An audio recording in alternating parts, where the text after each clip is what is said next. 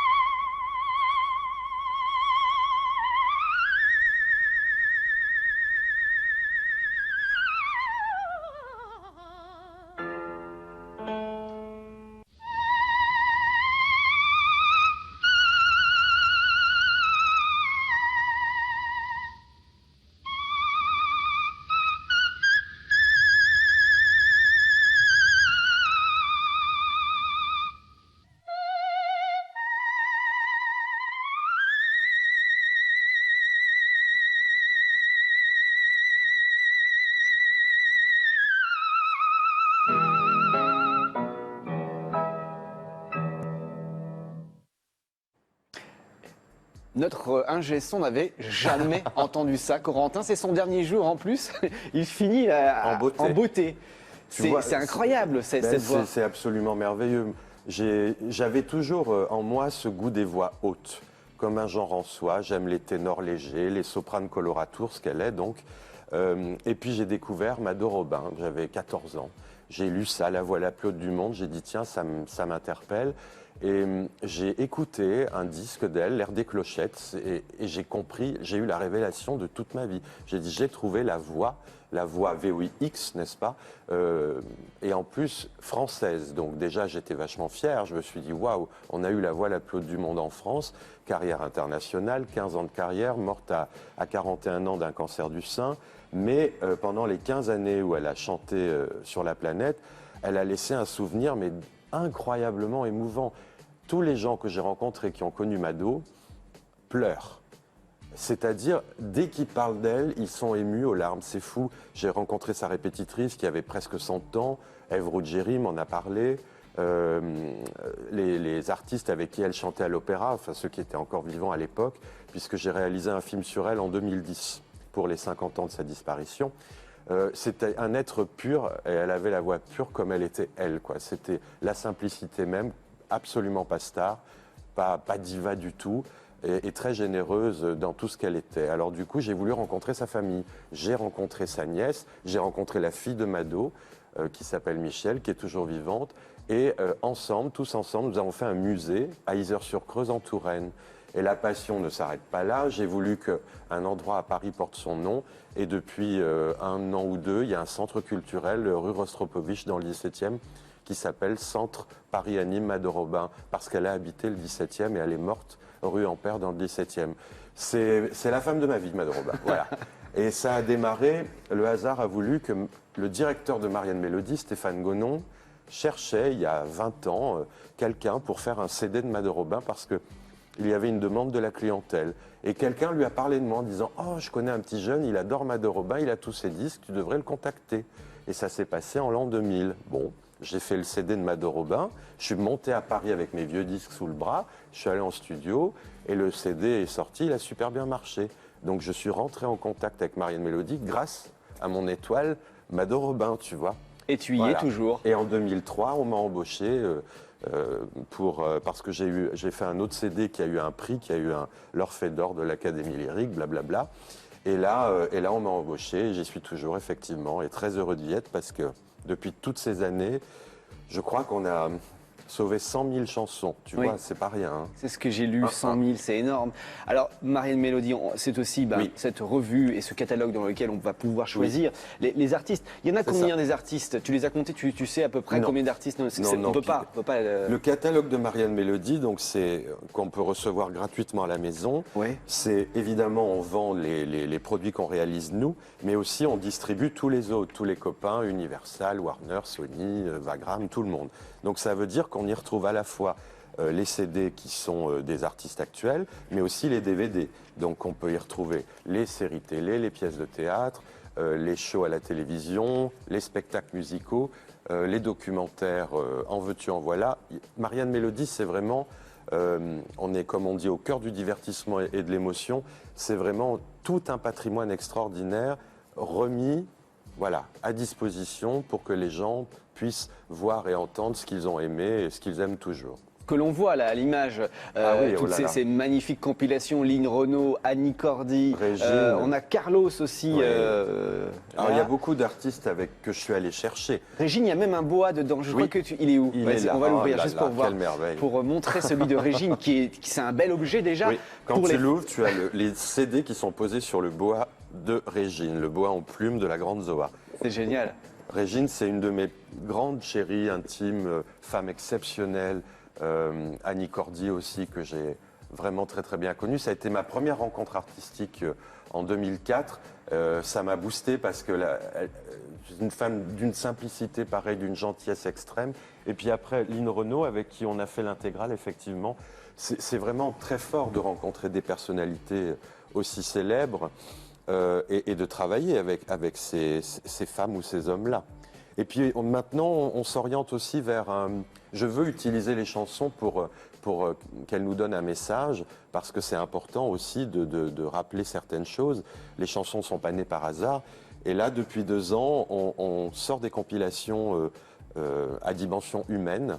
Donc l'année dernière, comme ils disent, c'était contre l'homophobie. Et cette année, Enfants de tout pays, contre le racisme et l'antisémitisme, avec toujours un soutien en partenariat, une entité, donc l'ALICRA, par exemple, pour Enfants de tout pays, le refuge, pour comme ils disent.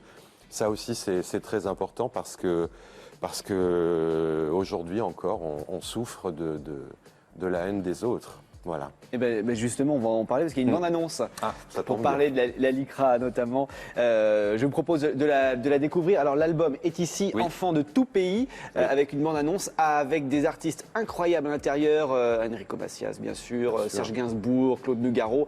Petite bande-annonce et vous allez tout comprendre et j'espère que vous allez l'acheter. Regardez. Pour que vive l'universalité des droits de l'homme, les valeurs d'égalité et de fraternité, je soutiens la LICRA, la Ligue internationale contre le racisme et l'antisémitisme qui agit sans relâche pour une société plus égalitaire, une société plus fraternelle. Marianne Mélodie soutient elle aussi la LICRA. Enfants de tout pays, le double CD engagé de Marianne Mélodie.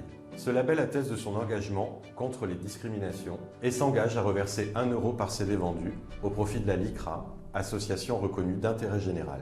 Pour la première fois, 43 chansons sont réunies par Marianne Mélodie pour le droit à la différence. Enfants de tout pays, 43 succès de toute génération, 43 succès pour soutenir la LICRA. C'est grâce à la culture que l'on arrive le mieux à transmettre les valeurs, à faire en sorte que chacun et chacune comprenne dans quel respect une société doit être construite. Et c'est la raison pour laquelle j'ai immédiatement rejoint, accepté le projet que m'a présenté Mathieu, ces chanteurs de toute génération qui prônent les valeurs pour lesquelles, à la LICRA, nous nous battons tous les jours. Vous aussi, soutenez la LICRA en vous procurant le double CD Enfants de tout pays, disponible chez tous les disquaires. Idée de cadeau de Noël, par exemple, et aussi une belle action. Absolument, puis on fait une bonne action parce que c'est très important de soutenir ce genre de cause. Il y a tellement de gens et beaucoup de bénévoles qui agissent dans l'ombre pour aider l'autre, enfin le voisin, l'ami, le frère. Ça me tient vraiment à cœur. Et l'année prochaine, je ferai un CD pour la cause animale parce que ça me tient encore plus à cœur. J'ai 2 chiens et je suis un amoureux des chiens. Alors voilà, ça s'appellera Toutes les bêtes sont à aimer, qui est le titre d'une chanson de Brigitte Bardot. Ouais, ça sera pour l'émission de l'année prochaine. Oui. Tu reviendras. C'est gentil. Les artistes, parfois, certains, dans le catalogue, il y a des artistes bien spécifiques. Moi, il y en a un que j'ai retrouvé, je me suis dit, je ne suis pas le seul à le connaître, Jairo. Jairo. Bien sûr, les Jardins du Voilà, Ciel. les Jardins du Ciel. Ouais. On a un petit extrait sonore. Et bah oui, parce que je me suis dit, on trouve de tout avec Marianne Mélodie. Écoutez, gentil. les Jardins du Ciel. Dans les jardins du ciel, j'ai marché pendant 1000 années. Eh oui. C'est incroyable. J'ai rencontré il y a quelques années son producteur, qui n'est plus de ce monde, et tout de suite, on a sympathisé, et tout de suite, il m'a dit, tu veux faire Jairo, bien sûr, fais un Jairo, et pareil, complet, avec tout, les faces A, les faces B, les titres d'albums, parce que j'aime travailler d'une manière exhaustive. Quand je travaille le répertoire d'un artiste, j'aime qu'il y ait tout. Je me mets à la place du fan, de l'admirateur, de l'acheteur du produit, du coffret, qui va dire « Ah non, il manque telle chanson, oh ben tiens, ils ont... » Non, moi je mets tout ou rien. Donc quand je dis tout Annie Cordy, il y a tout Annie Cordy, 750 chansons. Tout Lynn Renaud, 400 chansons. Tout Régine, 250 chansons. Et il y a tout, Il était une fois, là je vais faire tout Il était une fois au mois de janvier pour les 50 ans du groupe. Clac, il y aura tout, face A, face B, et on a même retrouvé des inédits. Donc ça c'est très sympathique. Mais concrètement, techniquement, ça fonctionne comment? Parce que je sais que tu as fait la cave de Sophie Darel, parce qu'elle elle me l'a dit. Mais pour ces artistes-là, comment tu fais pour retrouver ces musiques, ces enregistrements qui peut-être n'existent plus ou pas comment ça marche? Ça existe, il suffit de savoir où chercher et comment chercher. Après, je ne peux pas tout dévoiler. J'ai mes petites combines à moi, mes petites techniques. Mais si tu veux, depuis toutes ces années où je fais ce métier, on a confiance en moi maintenant. C'est-à-dire que les autres maisons, les grandes maisons, savent qui est ce que représente Marianne Mélodie et qui est Mathieu. Donc, si Mathieu demande des choses, il n'y a pas de problème. En fait, il a fallu créer cette relation de confiance avec tous ces gens, mais aujourd'hui, elle existe, elle est là. La preuve, c'est tout ça. Tout ça existe. Et bien souvent, ils sont très heureux que nous sortions en physique, en CD, ces choses-là, que eux sortent en digital. Il y a aussi cet équilibre-là, parce que on est encore des dinosaures, nous, à sortir des CD, oui, des DVD. Vrai. Tu vois, eux, s'ils ne le font pas, mais m'autorisent à le faire. Donc, c'est très bien. Tout le monde est content, tout le monde y trouve son compte. Et puis, la VPC, ça, c'est très important, parce qu'il y a 100 000 catalogues qui sont envoyés tous les mois. Oui. Tu vois, 100 000 catalogues, c'est pas rien. On a vu à l'instant les compiles numéro 1 pour faire la fête, par exemple, ça cartonne, et notamment maintenant, parce qu'on est tous en train de préparer, on va préparer Noël, Nouvel An, et on va danser là-dessus. Bien sûr. Ça se passe comment au niveau des artistes? Il faut aller voir chaque artiste pour avoir les droits, pour pouvoir... Non, pas forcément. Généralement, les artistes sont gérés par une maison de disques à l'heure. Donc les droits nous sont octroyés par le service juridique de la maison de disques. Donc des fois c'est oui, des fois c'est non. C'est plutôt oui que non, mais il peut y avoir des refus. Ça peut arriver. Il y a des artistes qui sont incompilables. Je ne citerai pas de nom, mais il y en a. Alors dans ces cas-là, je me dis c'est pas grave. Au suivant, hein. Après tout, voilà, je ne vais pas me battre. Mais oui, les chants de Noël, bientôt c'est Noël, j'adore cette époque de l'année, les chansons de Noël. Et puis les tubes pour faire la fête, c'est le disco, quoi. C'est nos années 70-80, français hein, aussi. Il y a les Anglais, évidemment, américains, mais en variété française, on a des perles extraordinaires. Moi, la compagnie créole, El Château, Claude François, Dalida, Thierry Pastor, tout ça, mais je suis fan absolu, c'est génial. Et ça fait encore danser. Oui, parce que les jeunes, les ados d'aujourd'hui réécoutent ces musiques-là. Ils veulent ça, hein. Ouais. Ils veulent pas autre chose. Hein. Non. Ils veulent absolument cette ambiance festive, variété. Et la variété française, elle porte bien son nom, elle est très variée, elle offre plein de possibilités. Et finalement, on se rend compte que ce qui s'est fait avant, c'était pas mal. Et on y revient toujours. Soit par des reprises, soit par des rééditions, mais ça ne meurt pas. Donc ça, c'est important. Cette transmission, ce partage et le fait que les générations d'après écoutent ces musiques-là. Quand on se balade aussi sur le site de Marianne Mélodie, on découvre que tu as fait des documentaires, notamment Oui. sur Annie Cordy, entre autres.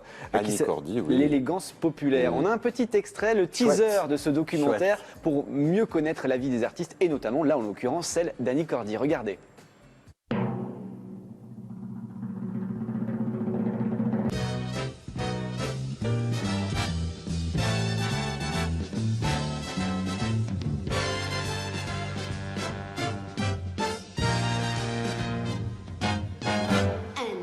And 2 and 3. Ma vie est une comédie musicale, pleine d'amour, de chansons et d'étoiles, sur toutes les scènes, dans toutes les capitales. Mon ciel est toujours au beau fixe, c'est ça la vie d'artiste. Great love of my life, my heart belongs to you. Donner c'est ma vie, et la vie moi j'aime quand je suis sur une scène.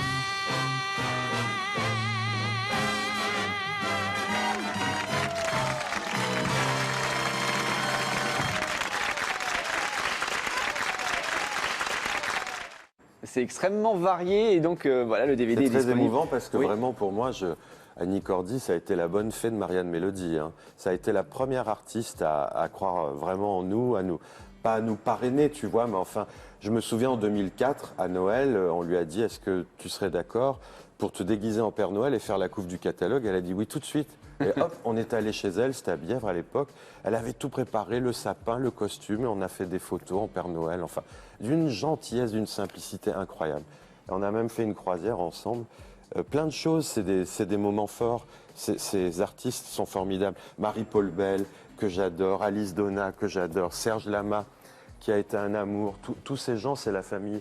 Là, on sort un DVD Marie Laforêt, ça aussi, je suis très content.